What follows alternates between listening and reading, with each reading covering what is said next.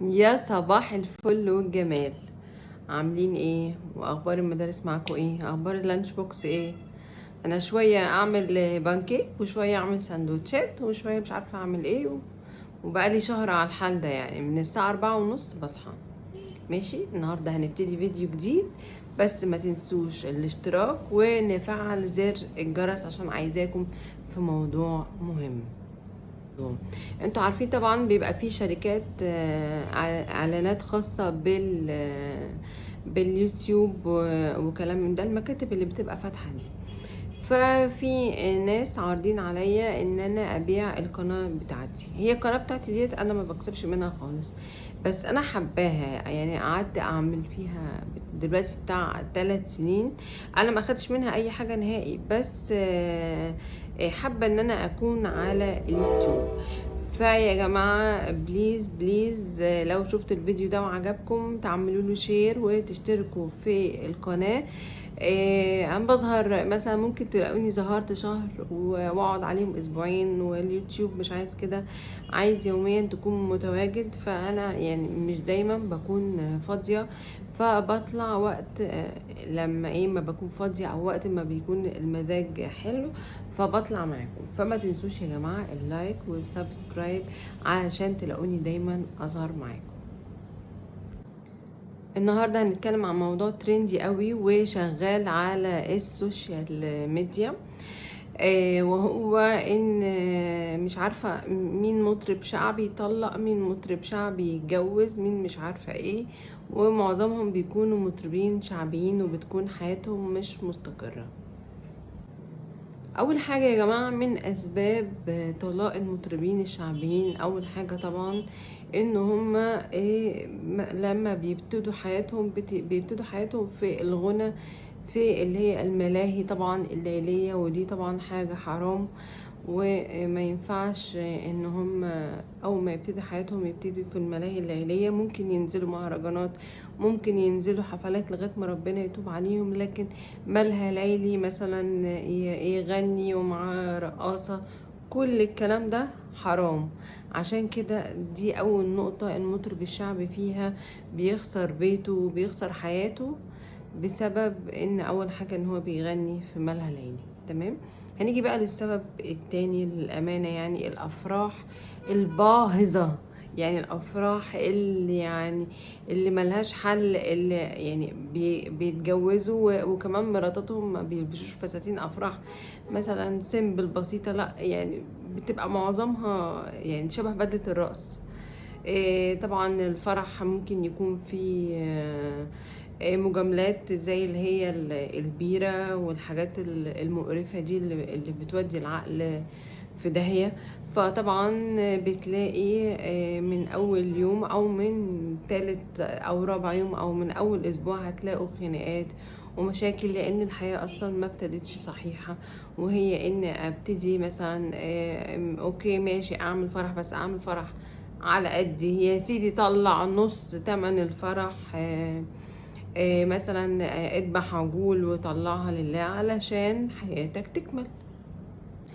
لكن الافراح المبتذله ديت والرقص المبتذل وان طبعا بيبقى نص الفرح بيبقى فيه مجاملات، بس انت بتدفع طبعا جزء. طب ليه ما تطلعش لله؟ ليه ما تطلعش جزء من قيمة الفرح لله؟ اذبح عجول ووزع على اهل منطقتك، طلع اطعام لمدة شهر، لمدة اسبوعين. ما انت اكيد طالما عامل فرح في مكان زي ده فانت حد ريتش قوي يعني. فطبعا انت لازم يعني فين ربنا من حياتك لما تيجي تبتديها؟ عايز تبتدي حياة صح مع واحدة، لازم ان انت ترضي ربنا الاول. ما ينفعش شغل الشو والمهرجانات والفساتين الصعبة اللي شبه فساتين الرقص ديت والسكر ليه؟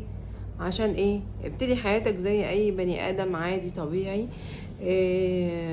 ولغايه ما ربنا يتوب عليك. وبلاش تغني في الكباريهات اللي هي الملاهي الليليه دي، وانت هتلاقي حياتك حلوه ومتظبطه.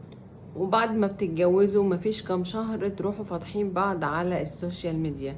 السوشيال ميديا المصرية بقت فظيعة يا جماعة، احنا بقينا فعلا فعلا مفضوحين على الملأ. ده يلقح على ده كلام، يروح التاني ملقح عليه كلام وكلام وحواديت وحوارات ومواضيع. طب ليه يا جماعة بتفضحوا بعض ليه على السوشيال ميديا؟ مش يمكن يكون في فرصة بعد كده ان انتوا ممكن ترجعوا لبعض؟ اصل معنى ان انتي تفضحي اهله على السوشيال ميديا او هو يفضحك على السوشيال ميديا، ما هو ده معنى كده ان ده اخر خطوة، ان هو معنى كده ان اصلا مفيش رجوع. طب احنا ليه بنخلي السوشيال ميديا عبارة عن لا مؤاخذة يعني بركة زبالة؟ ليه؟ ايه السبب يعني؟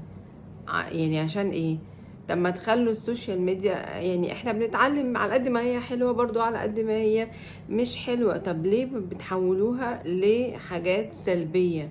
انت يعني المفروض اخر المطاف ما بينك وما بينها ان انتوا تتراضوا في، يعني حتى لو بالطلاق تتراضوا بعيد عن السوشيال ميديا. لكن السوشيال ميديا دي عمرها ما كانت لتلقيح الكلام. متخانقين مع بعض مش عايزين تعرفوا بعض، اعملوا بلوك لبعض وبعدين لقحوا ما بينكم وما بين بعض. عندكم الواتساب وعندكم حاجات تانية كتير. لازم يعني تفضحوا بعض على السوشيال ميديا؟ ما هو معنى كده ان انتوا عمركم ما هترجعوا تاني بعد الفضايح دي كلها.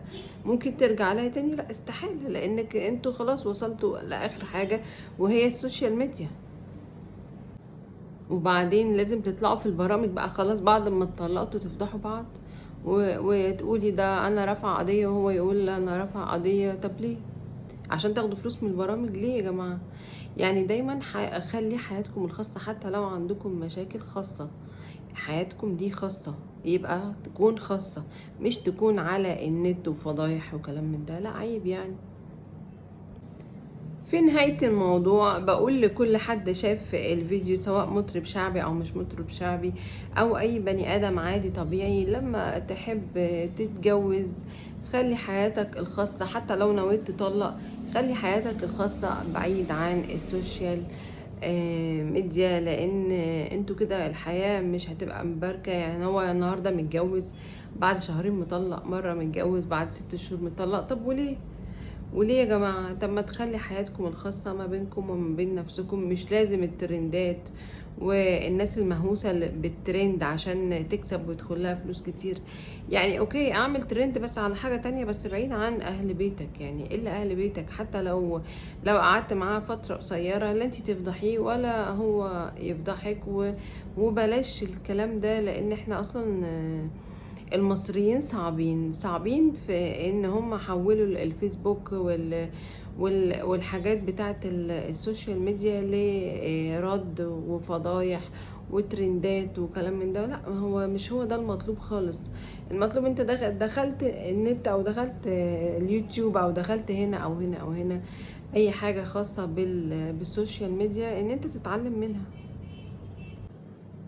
في نهاية الموضوع أنا بقول لكل حد مثلا طلق أو انفصل أو كده، بلاش الفضايح على النت وخلي حياتك الخاصة لنفسك. حتى لو بتكرهها وما بتقبلهاش خلي حياتكم الخاصة لنفسكم بعيد عن النت والفيسبوك والسوشيال ميديا عامة. يلا عايزين حاجة؟ باي باي.